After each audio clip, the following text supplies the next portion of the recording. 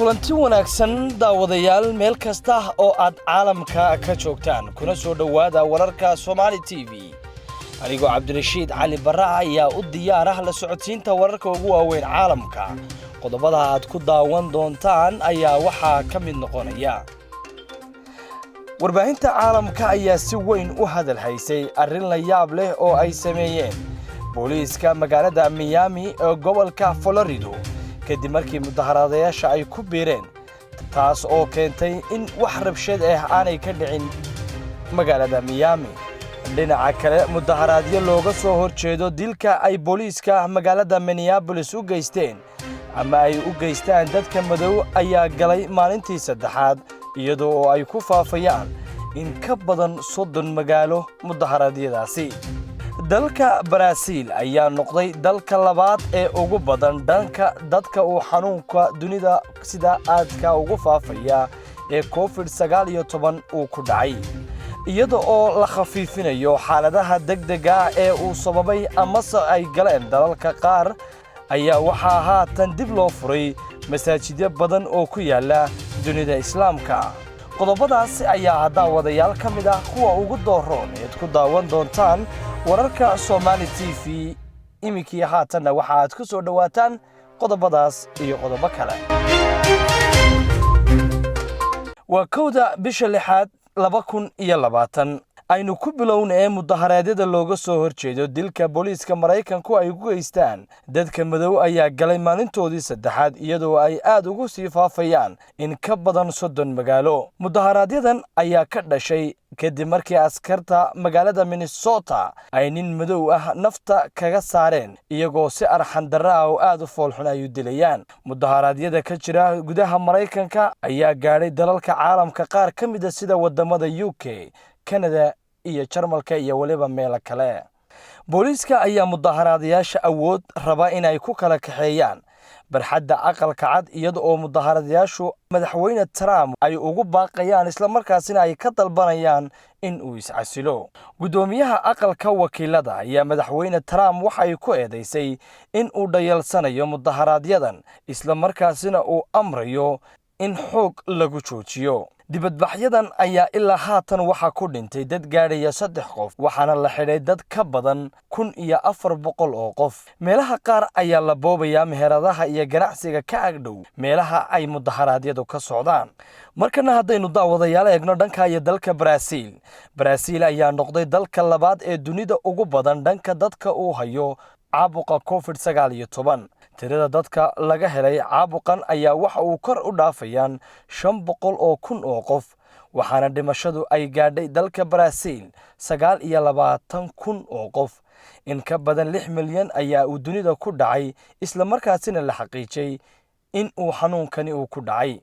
waxaana u dhintay dad gaadhaya 672,000 iyadoo uu Mareykanku yahay dalka ugu horeeya isla markaasina hogaaminaya dadka uu u dhintay caabuqa COVID-19 iyadoo la khafiifinayo xaaladaha degdega ee ay dalalku ku soo rogeen markii uu bilaabmay xanuunka COVID-19 magaalooyinka waaweyn iyo waliba gobolada qaar ayaa waxa haatan dib loo furayaa masaajidyo badan oo dunida islaamka iyo meelo kale ku yaala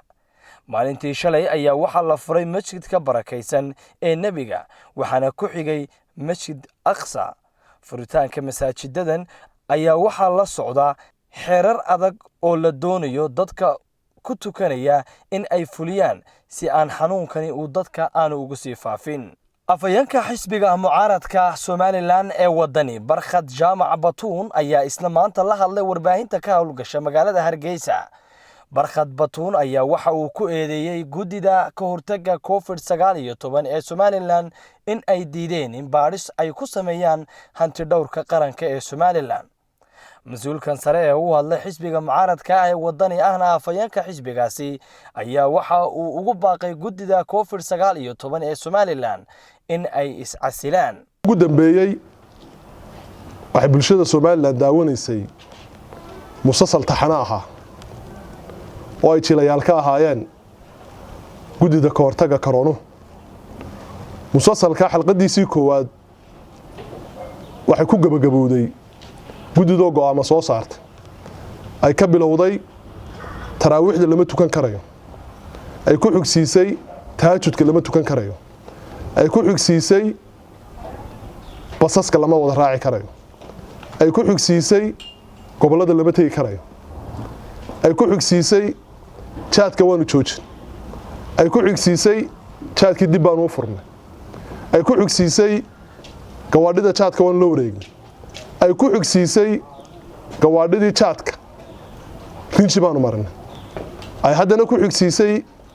maxkamad baa xukunto waan u celin doonaa waxay ku gabagabooday xalqadaasi iyadoo ay soo fadhiisatay salaada ciidda lama tukanayo waa qaybtii koowaad xalqada labaad ee filinka bulshada Soomaaliland ay in badan daawanaysa magaca uu bixisana uu yahay musuq iyo macna darro si ay u bilaabmato ayaa waxa la soo joojiyay muuqbaahiyaasha madaxweyne ku-xigeenkii dhanaaye qaranka runtii madaxweyne ku-xigeenka qaranku waa qofka labaad ee talada dalka ugu sareeya hadduu muwaadiniinta soo hor istaago oo muuqaaladiisu muuqbaahiyaasha ay ka baxaan warkan laga filan karayaa waxa weeyaan war hididiilo iyo horumar wata war salka ku haya mashaariic war mafsuud ka dhigay muwaadiniinta taa bedelkeeda madaxweyne ku-xigeenkii dhanaaye qaranka waraaq nin deyr la yiraahdo gudida xogeynuhu soo xarxariiqay baa loo dhiibay brotokoolka madaxweyne ku-xigeenka lagama xishoonin manayna ahayn in sidaa loola dhaqmo madaxweyne ku-xigeen dhan oo qaran la yiraahdo waraaq markuu wax akhriyay aad ka dareemayso xog badan inaanu madaxweyne ku-xigeenka qaranku arrimahanba ka haysan uu higa dibleynayay adigu akhri wuxuu madaxweyne ku-xigeenku u sheegay inuu hayaan 5 milyan waxa kaloo sheegay 1 milyan iyo badh inay baxeen sabab ay ku baxeen oo mujtamaca Soomaaliland uu ku qanci karayana umuusan sheegin gudidan qolada reer Burca waxa uu bixisay gudida matukatada go'aan kasta oo soo baxa waxa gudida sal u ah inay kula dagaalamayaan cibaadooyinka Allah waxaan doonaynaa inaanu bal weydiino nimanka gudida ee musalsalka maalayacniga ummadda u matalaya su'aalo dhowr ah 5 milyan oo 5 ambalaas laga iibin kari waaye macnaha qaranka ugu fadhidaan weydiinaya 5 milyan oo 5 magaalo dalka lagu gaari waaye macnaha qaranka ugu fadhidaan weydiinaya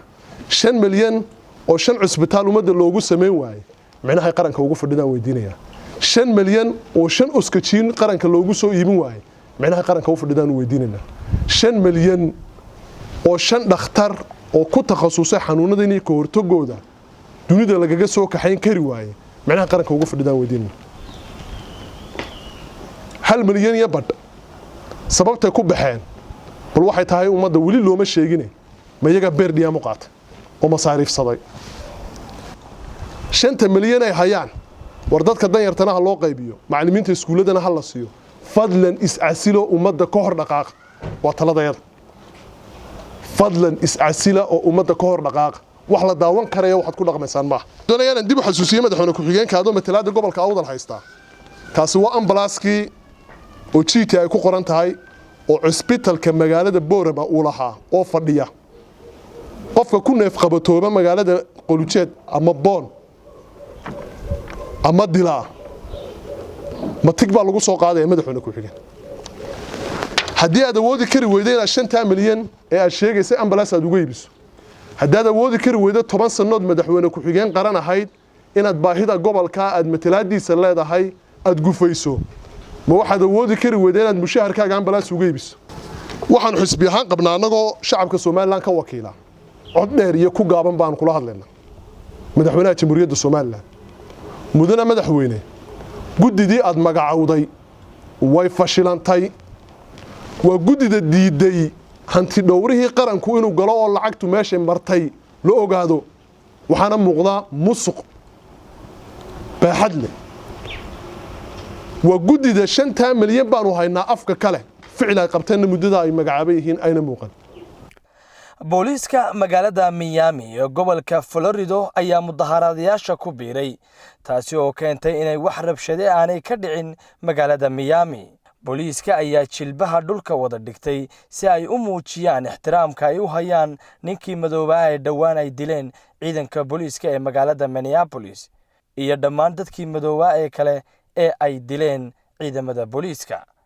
dadka ayaa la arkayay iyaga oo la riyaaqsan ficilka booliiska magaalada Miami ay sameeyeen. sidoo kalena dad badan ayaa ku amaanay sida ay booliisku isku dad raaciyeen. qodobkaasi ayaa daawadayaal gabagaba waxa uu ahaa warkii Somali TV. aniga oo Cabdirashiid Cali Barra ana waa idin la socodsiinay tan iyo intaynu maalinta berri kulmayno sida iyo nabadgelyo.